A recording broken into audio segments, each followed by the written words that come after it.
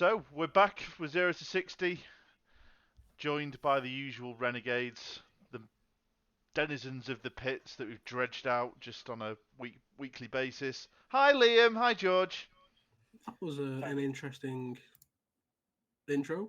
wasn't it just you really come out with the good ones that put us in a really positive light? Thank you. Well, To be fair, after what me and you've been doing today, George, I don't think we deserve it. no, No, that is probably true. I mean, I could make some terrible pun about this being a real backstab from you, Brooks, and just covering assassin, but I'm not going to go there. that's bad for even for you. But and let's face it, it could have been worse. I said the pit's not Liverpool, so I think Yeah, True. that is true. yeah. Yeah. So thank you to all the folks in Liverpool who we play for with on a fairly regular basis at events these days. So, but yeah, they can deal with it. So, since we last spoke, there's been some events. Who cares? There's some drama, been covered to death. But we have Yeah. had a couple of new cards, haven't we?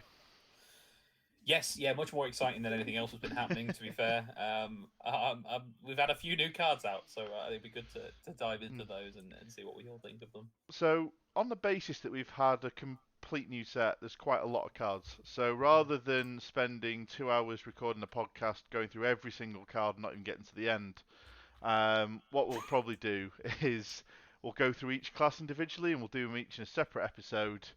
So if you listen to this one, congratulations, the fan one. We're going to talk all about assassins. Obviously got introduced to set before and now we've got a full package of them. So for anyone who's watching, you get the wonderful card gallery view from Flesh and Blood website. For those on audio, you can play along at home if you want. But we're not going to have to read all the cards because they're publicly available now, which is great. So, general thoughts on we get Assassin chaps? Are we happy? We pleased with what we saw? I Go on, am. Liam. I think so. I think we'll touch on Azori first when we get around to talking about the cards. But I think Azori is definitely an interesting design space that I'm looking forward to diving into a lot more. I think Arachne's probably a little bit of draft fodder, but again, we'll talk more about that in the episode.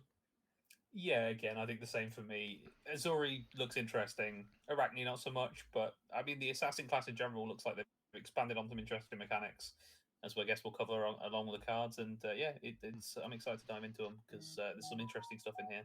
Oh, I think there's some very interesting ones. So we'll start off. There is one unknown card which is under the assassin pool, but whether that's a placeholder, whether it's not, you can decide until it gets revealed. But I think the main news here was we got our new assassin hero. We got Azuri Switchblade. I have to say, as an effect, I'm a big fan. Yeah, it's Yeah, got you very written all over it, right? Oh yeah. hasn't it just? This is interesting. By all means, being able to switch the card that you're attacking with is impactful. Being able to cheat out as well, 2 costs is very incredible, really. I mean, the idea of obviously, and we'll come on to the stealth package that we've got because some notable cards in there. Throwing a little 0 for 3 and then flipping it for a CNC for free, effectively. Obviously, it puts the stealth card to the bottom. That's going to be real good, and there's some really good cards within this sort of draft. There's some really interesting cards which I think you're going to be quite happy flipping for, even if it's a blue into like the blue isolate, which we'll come on to. Would you block it? Nah, it's only coming for one. I'll just swap it for a 6 that's going to come and suddenly slap you hard. Oh yeah, yeah. This is like I say, this is really interesting, and the fact that I've heard some people talking about obviously that you're still technically paying for the card because you've got to have a card to already put on the chain and swap it for this, but this does in fact allow you to run an incredibly red line deck Mm. because you don't need to pay for that first card, you don't need to pay for the second one. They can both be red. You don't need a red and a blue to pitch for your CNC. It's which is going to make it particularly in draft, right? I could see Azuri running incredibly red line when she doesn't have to worry about frostbites or anything like that. I think even when you get to CC, I think the only reason you might be pitching is if you, because it has to be 2 cost or less. If Mhm. you're using the two, you pitch a blue, you've got a pummel there. Yeah, for sure. And occasionally you'll want to swing some of the daggers that we'll be coming on to in a few minutes. Yeah, you got those as well. So, and I like the clarification he made that obviously if you use the attack reaction to do this, you're banish the card face down. It doesn't say it on there, but it is an additional cost. Mhm. But your opponent, that's when they can choose to respond before you then flip it face up. So if that might be their only chance to react with a defense react, assuming it's a CNC. So you're going to get some really nice interplay, I think, with people who are looking at Azuri and when they're going to try and block and when they're not. Yeah, it's a super interesting design space. I think it leans into like my kind of gameplay of always asking questions of your opponent, because it's whether or not the attack reaction's going on the stealth because you've only drew attack reacts, or whether or not a big like on hit is coming from the switch, which again you don't know how to assess until it's revealed, right? So if it's a CNC, if you relied on the Arsenal, it's no longer going to be there. Oh If yeah. there's pummels coming on, attacks in people's hands, it makes her damage output interesting because it's less, but her disruption value is fucking insane.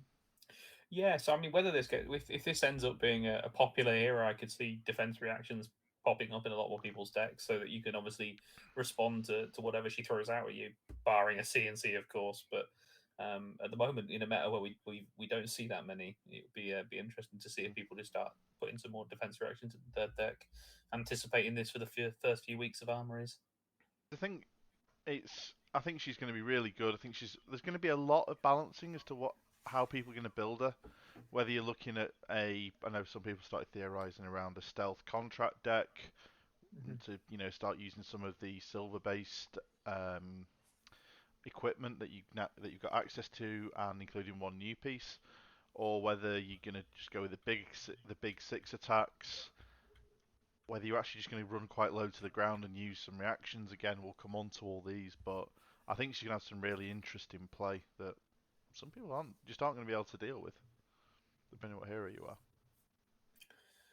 Yeah, so I mean, I think we've covered the base on her. How do you guys feel about her? Are we giving a score in this one? Oh yeah, I'm leaning towards, because it feels like that Dory style of play, which I'm kind of a fan of. If people, for anyone that knows me, I think this is No great surprise. this is 4.5 Virgin on 5 stars for me. And maybe not in terms of power, because we'll have to see how it builds, but I just love the idea. Yeah, I think 4.5 for me for flavor wise and how interesting the design space is. Power level, not quite sure yet, but I'm definitely interested to dive deeper. Yeah, I think for me about a 4. She's definitely interesting. Whether she'll be good, like you say, who knows? But I maybe could see her play patterns becoming quite repetitive. Is the only thing. Yeah. So Yeah. I do wonder if that might be something that once I played her a couple of times, maybe I'm not quite as desperate to play her again. But she's definitely an interesting piece of design space. So I think a 4. I mean, I can just make a new version. I'm going to swing a Dawnblade at your face. So, Yeah, that's called Yeah. Dorentia. yeah. What But songs? I'll do a new version for Azuri. So Oh, okay, of course. whether I'm just completely delirious while we're in an event. So we did get the other hero, which is obviously the new version of Arachne, young only. This to me feels a little bit like draft fodder. His effect, it's probably going to be fairly okay. You can go obviously stealth attack into something else because you guarantee go again, but I don't know. It doesn't make me excited. Yeah, for me, I honestly think this is just he's the foil to Azori, right, for the draft. Mm. He wants the low cost attacks that she only wants certain numbers of. He wants a couple of the other bits and pieces that we'll see where I just think Azori's probably not going to be too interested in these, particularly some of the one cost and things like that. He's probably going to want a few more of the reactions than she's going to, because quite often Azori will be swapping out for things that the reactions can't be played on anyway.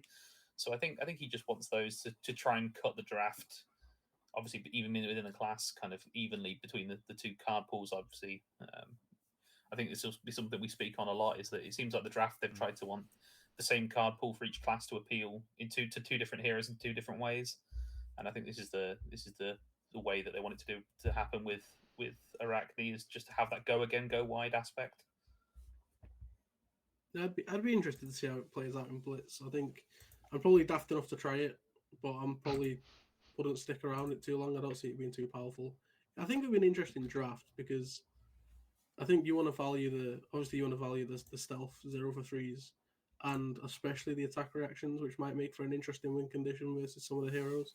But that remains to be seen whether or not it's a reliable draft hero, let's say. Yeah, I could see him being quite good. To be fair, I may well be wrong, but also it's interesting they decided to give him 19 health instead of 20. So I wonder if he was performing incredibly well in their testing for the set. Just because obviously it's curious that they decided to knock him down a health in draft. Yeah. And I think he's up there for grimmest art of the set, to be honest, as well. So I mean, not as exciting to me as Azuri is. Obviously, being young only means only really playable in Blitz and limited. We don't play a lot of Blitz. Yeah, 2.5. I'm not down on it, but I'm not high on it either. Perfectly middle of the road. Yeah, I think for me he's probably a 2. Just, not that I don't like him, I don't think he'd be good. It's just he's not exciting. There's nothing that interesting there for him. He does what he needs to do for the draft format, I think, but that's about it. 2.5. I mean, I do give them both a little bit more credit, having read the lore article along with Riptide, but we'll save him for another episode because he is equally as much of a creep as these two are. Certainly. So we get into some of like the key cards that they've released, and especially with the Majestics. So we get a reprint of Spider's Bite, but then we got a whole suite of weapons. So we got the Nerve Scalpel, we got the Orbiter Class, we got the Scale Peeler, and a little bit like it felt, at least to me, with the contracts and how I wanted to try and play Arachne, is have quite a big sideboard and small core, and you're really trying to tailor what you're doing to the hero you're playing against. So whether it's that you think they're going to have a heavy armor block, so someone like a Guardian if they're running shields, or if someone like Dory doesn't run attacks, so Spider's Bite was just hitting for 1. Now you just play the non-attack action one and the reaction one that punish off all those blocks. So I really like them. The only thing I don't like is the fact that they're Majestics. Yeah, it feels a bit weird to have these in the Majestic slot. Obviously, like you say, I think same as you. I love the adaptability of these, and I think just the one thing we were kind of lacking. I know it was quite punishing to have the Spider's Bite to apply the double debuff to the attacks in with 2 Spider's Bites, but I really like the idea of having one of each and mixing it up for matchups as well. Knowing somebody isn't going to be running defense reactions, so many heroes just run attacks and not attack actions and non-attack actions. Don't really bother too much with attack reactions or defense reactions. So for that, just Spider's Bite Orbiter Classed. It's going to get you a lot of work. So I don't know. I think being able to mix and match these is going to be impactful. I think especially late game, like you play this, if you're attacking with a Scale Peeler when people have saved their equipment, and the fact it's also got piercing anyway, especially in being able to sort of then force them to block with cards, as some of the things we'll see later on, it can be really impactful. Oh god, yeah. I mean, if you hit with 2 of these, and they've still got their armor block, or even if you just had 2 of these out all game and you've been consistently swinging with them, are they ever going to get to use their armor? If you've just got these out and they've got a whole fridge that all blocks 2, but every time you've started, you've just gone scale peeler, their armor's going to sit there largely unused for large portions of the game. Yeah, I really like the versatility of these daggers. I think it does upset me that they are at M rarity. I kind of get why. I think because if popping up everywhere in the draft would be a bit interesting, but because the M's, it makes me a little bit down on them because they're all the same. They just have a slightly different tech, right? But I do love the versatility of them. So I think if they weren't M's, I'd probably give them a 4, but because they're M's, I have to give them a 3. Yeah, I think I can agree with that. I do worry that unfortunately we might be opening our packs and see these in your M slot, and I'm going to just feel a little disappointed. I can see why they couldn't make them tokens by all means, but maybe there's a better answer than making them all Majestic, particularly given that you've got both the normal and reversed in the set, which is an interesting choice because it takes up a lot of spots. Yeah, I mean, it feels like it should have been in the rare slot to me. Yeah, I could have seen that. Whether or not you could have had it or whether it even does appear in a separate spot in the pack, I don't know where these will show up within the packs. But it would be good if they're not taking up the Majestic spot, or if they're just purely just in an equipment only slot or something like that. But I have a horrible feeling, and sadly, it'll show up in place of your Majestic that you might be hoping to get. Yeah, especially when we've seen some of the pull rates being rather low, but I think I'm a Mhm. little bit higher than you there, Liam. I think 3.5 because I think I'm going to play quite a lot of Assassin. I think having that versatility, especially once I've actually got them all, I think they'll definitely see playing my Azuri and my Arachne lists. Yeah, I think I'm on a 3 myself. They would be a bit higher if maybe if they weren't in the majestic spot, but I like them a lot. And then we got the L, so only one pure Assassin L, which is the Redback Shroud. I'm kind of mixed on this. Obviously, it kind of feeds into the old Dynasty style with, I say old Dynasty style, it's like it's ages ago. You know, that Arachne style of contracts and trying to gain silver, which obviously you can't do in this set. There's no cards which generate silver. Um, and are you going to put? Obviously, you get the recurring block because it's got that whole the whole discard buyback. But are you ever going to run this over Tunic? Because it Yeah, feels a little bit more narrow. it does seem like a little bit of a strange one not having this in Dynasty where you had the silver generation, the contracts. And in limited, this is literally just a one block battle worm with a one you get one cheaper or I think pretty much free attack reaction in the set. And I can't remember if we've got anything that costs two in the No, I think attack they're all reactions one. in this set. Yeah, exactly. So you get one free attack reaction and a one block, which is impact. It could be the difference to winning a game, but obviously for a legendary, it's not that great if you never get to recur it. Um, so, like you say, in constructed particularly, I think I'd lean to more towards Tunic, but I haven't had the opportunity to try it yet, so it hasn't been in my Talishard testing with the new cards. I love the design space of this again. I really, really like this card. It's just I don't maybe this we'll see the power of this card in future sets. Maybe LSS has already designed something that we don't know about. But I think when we had a discussion about it not long ago, it was George. You were making the point of Arachne doesn't want to play it because Spreading Plague is the only costed like attack reaction. So like obviously he wants to play the Cut to the Chase, which is free. The Shreds are free. Mm-hmm. Obviously we'll come on to Spreading Plague in a minute, but it's just I don't know. It's just I don't think it's good enough. I think Izori might play it if she's playing Pummels and Razor Reflexes, but then again she's short on silver generation, so I think Yeah, this is lands such a purgatory space where both assassins don't really want to run it. yeah, That's a it does really feel like it's in the middle ground, right? Like you say, it's Arachne doesn't use it. Azori can't generate the silver, so where'd you land? Maybe someone can crack an Azori build with lots of contracts, but you got to really balance that with the stealth, right? Because I mean, obviously, her ability doesn't work on contract cards. Yeah, it feels like the sort of thing that if you're trying to build both, you're gonna. But we said this about Star. Well, people said it about Starvo, and you wouldn't be able to make that consistent. And well, we all know how that turned out. Also, good word from Big Sauce there on Purgatory. You know, giving you credit. Don't look so sad. I'm gonna give it a 3.5. We're gonna move on. Yeah. Yeah, it's pretty middle of the road for me too. I think as well. I mean, Yeah. don't get me wrong. I think if this was remotely viable for Azuri right now, I'd be wanting to give this a 4.5 or a 4, just because I love the design space. I always love the last piece of kit we got for the Dynasty for Assassin with the buyback mechanic, but I just don't think this one's quite there yet. No, I think a three and a half seems fair. And to be fair, if you pull this and you get the extended art cold foil, because we obviously get the three rarities of rainbow foil, cold foil, and extended art cold foil, it real pretty.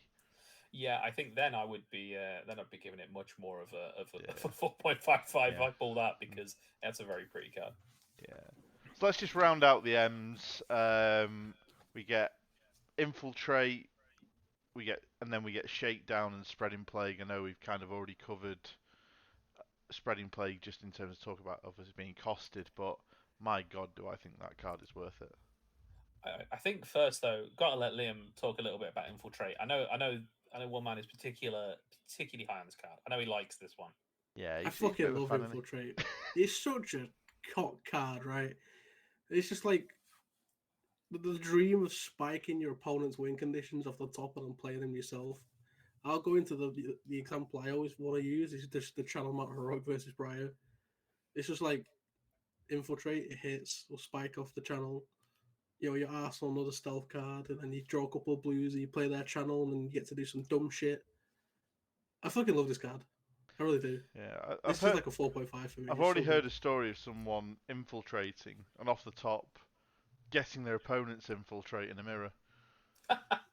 Oh, that's so good. That's fun. I like that. Just absolute, so rude. And props I to think, Talishar yeah. for coding everything so quickly already. They have done a fantastic job. I was going to say, I think one thing to be relevant for, particularly with obviously pre-release coming up, playing this in a limited environment, I do believe that arrows won't be playable if you hit those because you don't still control a bow. So that is one limitation of infiltrate. This is true. Oh, boo. So, Why can't I you run can't. up to you and stab you with that arrow? You cannot do that anymore. Now you've been playing as Alia, Liam. Sort it out. Yeah, We'll get to that. We'll get to that in the Ranger episode. Well, no, I mean, but you can have the choice though, because it's either do you leave the infiltrate there if they don't block, or do you flash in the shakedown? Yeah, and also there's no downside to not playing the card you get, right? If it's not as good as the option you've got in your hand for next turn, leave it there. They still stay Spanish, right? Yeah, and your opponent still can't play it. So like Liam was saying before, if you hit this and you get your opponent's win condition, great. Get that Lumina Ascension off of Bolton. He would be incredibly sad. It'll also be funny when you spiders bite more than once. I presume that would work. I don't know. I haven't looked at the card. I'd have to look at that one. Uh, Imagine spiders biting and gaining health. Oh, Well, you won't gain Jesus. any health. You won't hit a light. I'd be shocked if you hit a light Yeah. card on the top. If you Oh, do yeah, that, true. you are cheating. True. Oh dear. But yeah, but the choice you got is you hit with infiltrate or you play the shakedown, and I love shakedown. They've done it a little bit in this set of kind of talking about particular colours of cards, because we get in some of the other. I think Ranger have got a little bit of a set of this as well. Of if you choose a red, if you choose a yellow, you choose a blue. I love that. I love the idea, and you kind of I think it rewards you for knowing what your opponent's kind of doing. Obviously not as good as limited, but Yeah, for sure. This really rewards you for knowing what your opponent values. I mean, even in limited though, right? If you could just take someone's one red card they've got in their hand, that's probably going to really mess up their turn. I mean, this is a non-hit effect and a half. especially I'm if a they big fan. especially if they've been flashed in for free and they've gone, oh, I've not blocked. I've not got any defense reactions. I'm in Yeah, danger. I've got to say, a 0 for 3, a 0 for 6. Sorry, is quite a good quite a good rate when with an on-hit. So I know obviously you got to have the other card, but still, that's pretty frightening. I fucking love Shakedown. What a card this is. What a card. And the art, Like, the art's gruesome as well. The art's so good. I think the flavour's so good. And it really rewards you knowing and understanding your opponent's deck. The real question is though, Brooks, how long before you pummel one of these? Minutes into a CC game. Can confirm I've already done it. And I bet that Of felt course. disgusting. It was fucking brutal. Particularly, I Especially guess, when because you order the triggers, right? So what, you pummel them first, make them choose their own discard, and then look at their hand and get rid of the one you want to. Yeah. Oh, so good. But there are other reactions available, and the last M is Spreading Plague, which, especially in the late game, considering Azuri's pattern in terms of you can flash, and if they overblock, my god, does this punish them hard. Because no one wants multiple blood rot. Yeah, this is a hell of a card. I don't know. I know some people have been slightly lower on this. I remember looking at this and saying, this looks pretty nuts to me. Punishing your opponent for blocking. They've already committed cards out of their hand. And then you then tax what is remaining of their hand. So either they're not hitting you or they're taking damage. Either way, you're winning that exchange. I like this a lot. I could probably see Arachne playing this as well. Like, being a fatigue deck particularly. In kind of the standard, normal, regular Arachne, this probably could be a card that he could like a lot from this set, I'd have thought. Like I say, I think with the play pattern, and there's nothing, maybe not in limited, because obviously being a Majestic, you're probably not going to pull multiple. If they block with 2 cards, and you play Spreading Plague, that's 4 blood rot. They're taking 8. Assuming they've not, if they've got 2 blues in hand, they're still taking 4, and it's their entire turn and tempo gone. Yeah, exactly. Because considering to get that, they've already got to block with 2 cards. Like say, even if they have 2 blues left, they're still taking damage. And they're definitely not hitting you back if they want to try and prevent some of it.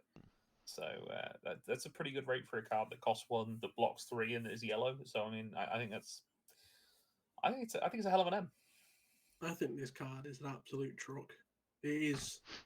I like me and you, George, were on the same page. We were like, this card's nuts. And then obviously a lot of people talk like down talking this card. I don't understand why.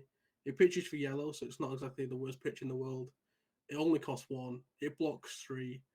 It punishes your opponent for blocking cards on hits they want to block, so you still get your value out of it.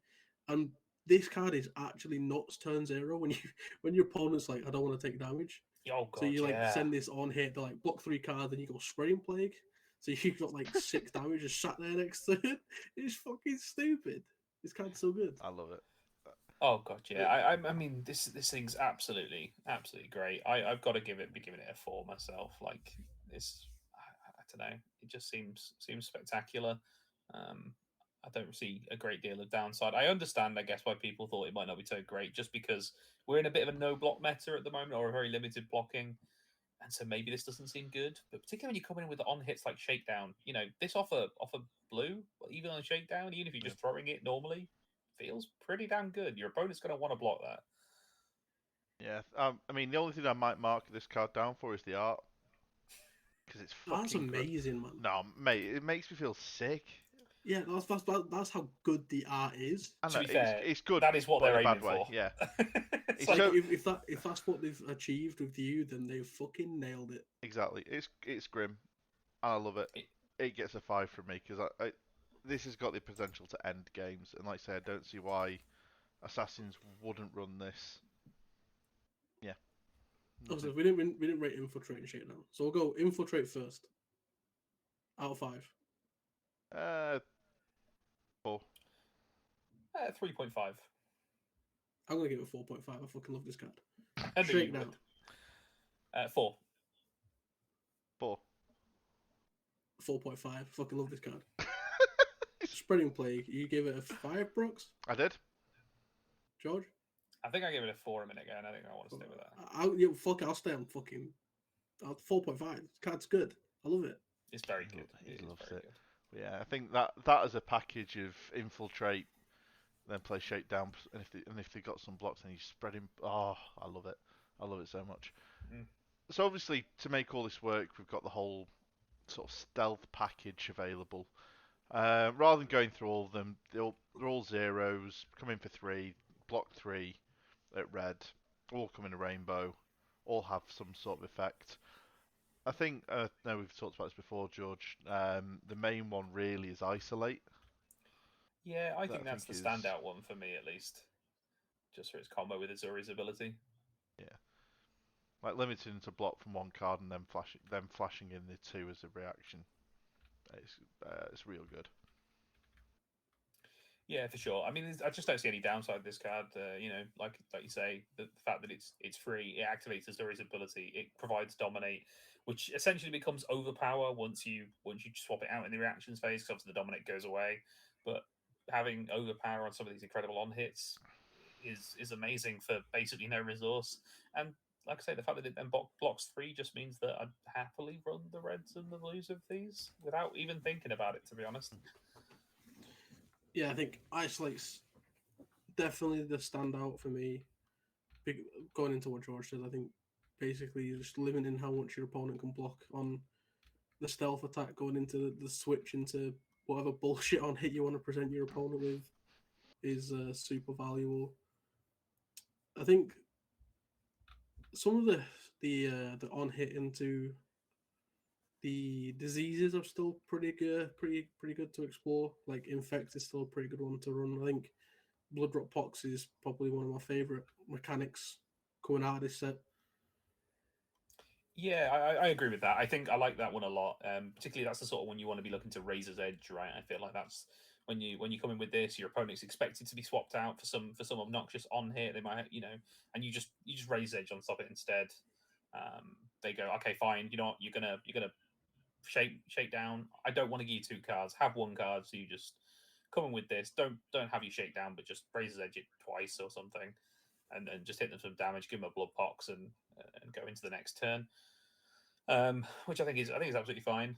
So I think it's the best. And like you say, I think just blood rot box has been the most universally useful token for me. Inertia's okay, frailty's got its time, but blood rot box I'm never sad to give my opponent. No, I did see some horrible clips of some dirty bugger playing Azalea and giving people 3 blood drop pox off one hit, and obviously you can do stuff like that in this. You can have access to stuff like Death Touch, which I think we touched on in a previous episode. You've got the Spike card, so you got the Spike with blood rot, inertia, frailty, and I think the fact you can, if you're going to be trying to block these, if you're going to try and block these and think about the reaction there, again, that's where because obviously the spikes are 1 cost, that's where maybe the Shroud comes in as well. Yeah, I just think generally, I like the package. It's not overpowered, but it enables Azuri to do Azuri things, which is all I ever want. Oh yeah, for sure. And I must admit, I think the ability to cheaply add more blood rot onto these as well with the spike is very nice. Like you say, after testing out some of it, particularly with Azalea more than anything else, but still the same applies. I think when you start giving multiple blood rot pox, that's when it gets really obnoxious. Yeah, I mean, we'll also say, because obviously we get the Armory promos this month, and it's spike. It is the spike cards. The extended art shiny blood rot pox is gorgeous, grim, but gorgeous. So Yeah, that artwork is somewhat different. yeah, So how do you guys feel about all of these low cost stealth cards? Then I think for me, I actually think I think Isolate is probably like a 3.5 for me. It's really good at what it does. Like I say, great all round card. I think the rest are probably about a 2.5. I don't think there's any other real standouts for me outside of Isolate. I mean, I think I'd give Isolate. I think you're right, maybe 3.5. I think Infect to get a 3 for me. I think it is Fair. a very relevant on hit. The rest get a 2.5 because they are needed to be enablers without being particularly exciting. Because when you flash them away, obviously they lose their effect of whatever it is that was on the board. So I think this is going to be a 0 to 60 first, and I'll actually agree with everything that Brooke said. I mean, I think I'm not sure that's a 0 to 60 first. I'm pretty sure That's that's life. just a first in life in general. Yeah, that's fair. I think I agree. I think Isolate is the standout, and it should be higher than the rest. And I think, like I said before about the blood rot boxes, I think is a really, really powerful effect. So I think Infects is slightly better than the rest of them, and then the rest going together. I mean, also, Sure. again, I know I talk about the art a lot. I mean, the fact this guy's literally pouring a disease on some other poor fella's head while he's tied up. I don't know what he did to deserve it, but my God, it must have been bad. Yeah, to be fair, again, to slightly deviate into another class, I think we get to see what happens to him later in the Ranger class. Yes. So, Yes, I think we do. Yeah, there's some grim artwork all around. Yeah, I mean, the pits does not seem like a happy place to live. And I think the only other card really we've not mentioned, which is kind of the common payoff, I think, for Azuri, is the sneak attack.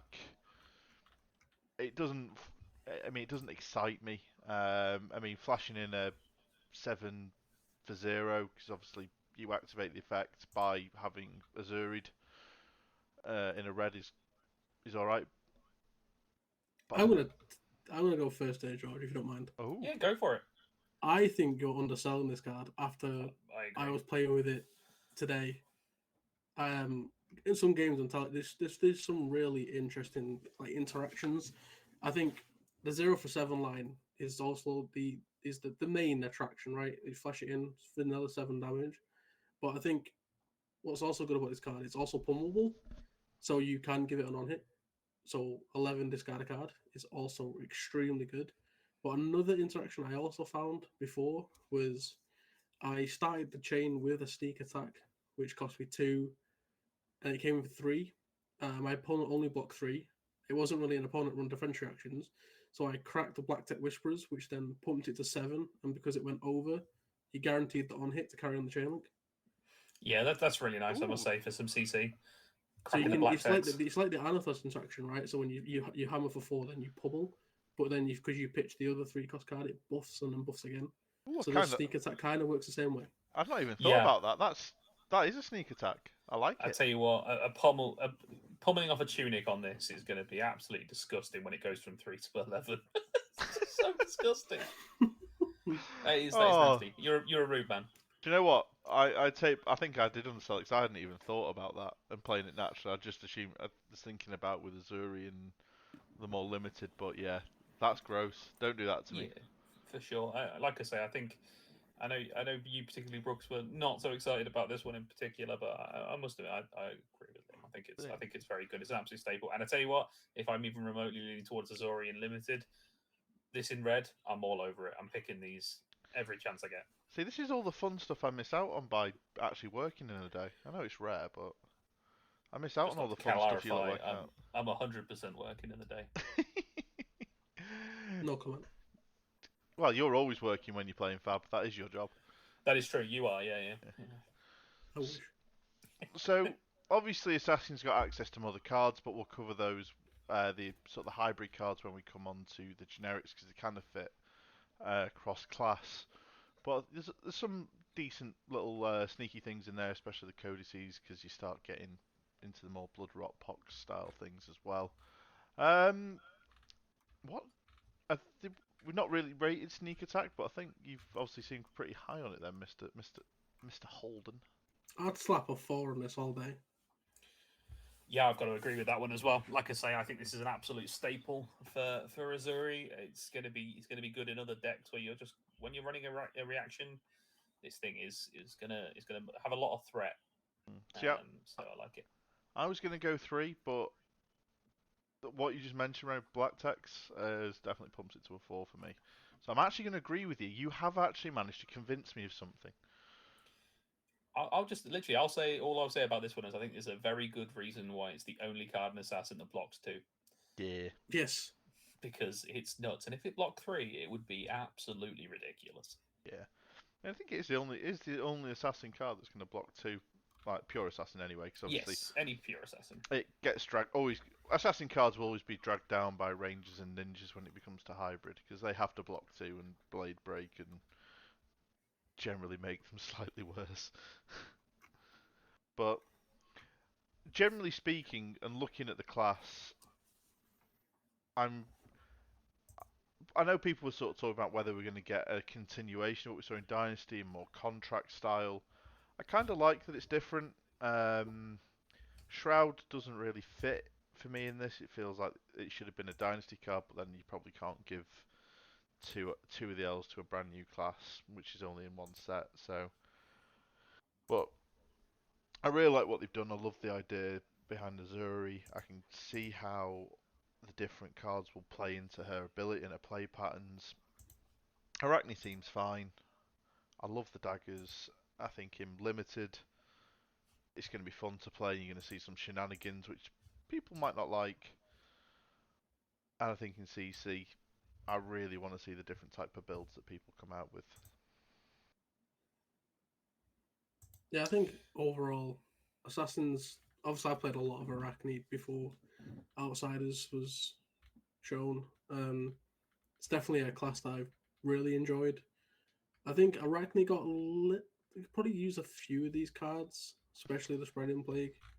So I think you'll enjoy that in CC, and maybe he can mix up his daggers. I think Azori is going to be a really interesting design space to look into. Arachne Solitary Confinement again. I'll probably play that in Blitz for once, and then just decide to move on with my life. But I actually think I'm really excited for a supplementary set because I think being able to flesh out Arachne's contract side and maybe Azori's stealth side will be a really interesting set to have a look into. And obviously, any 2-cost attack now that gets printed after this, Azori's going to have her eyes all over it.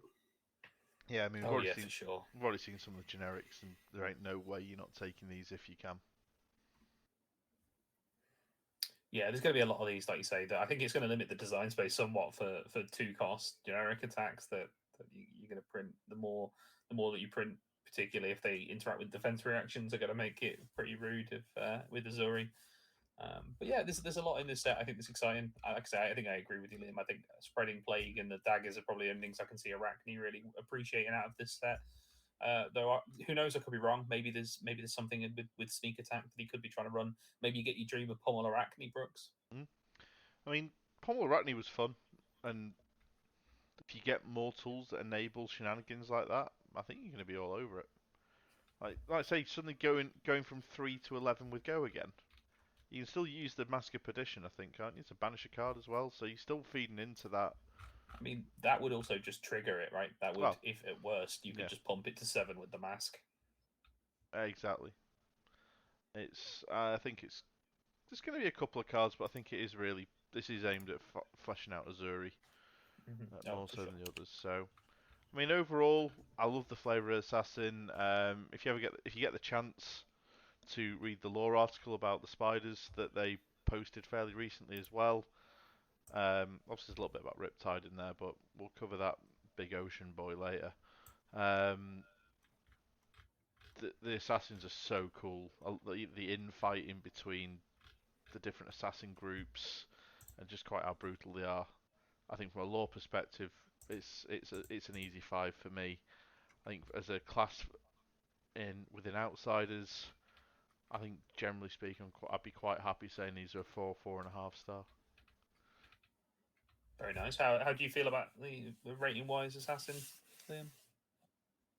I think I'd stick a 4.5 for me. I love the flavour, I love the art, as much as it's pretty grotesque. But I kind of like the whole dark, grotesque art. It makes it really. I don't know, it just adds to it, right? So I think 4.5 for me. I'm looking forward to. I think I'm really looking forward to drafting this set. Sealed. I'm not. Everyone knows I'm not a massive fan of sealed, but I'm looking forward to getting my hands dirty with it. But draft, yes. really looking forward to it. Yeah, no, I'm excited for the draft as well. I think for me, for the assassin class in here, I think I'm going a little bit lower than you guys. Although I think there's some good stuff, I think it's a little bit of a shame it doesn't combo a little bit better with Arachne, because he maybe could have done with a little bit more support. Though the hero's pretty good. But anyway, beside the point, I think I'm thinking about a 3.5, just because also I'm not sure if I'll enjoy Izori that much long term. I could see it becoming a little repetitive. But I guess to be fair, until we've really played, who knows? So a 3.5, but it may go up if I kind of really enjoy it after playing Unlimited a couple of times. The last thing, we're caveating all this with we haven't actually played. I mean, you boys have played a little bit more than I have, but I think once you actually start feeling the play patterns, actually cracking the cards, seeing what you can do with these, I'm really excited for it. So, any closing thoughts? Anything you want to add before we close off on this? Actually, fairly short episode for us.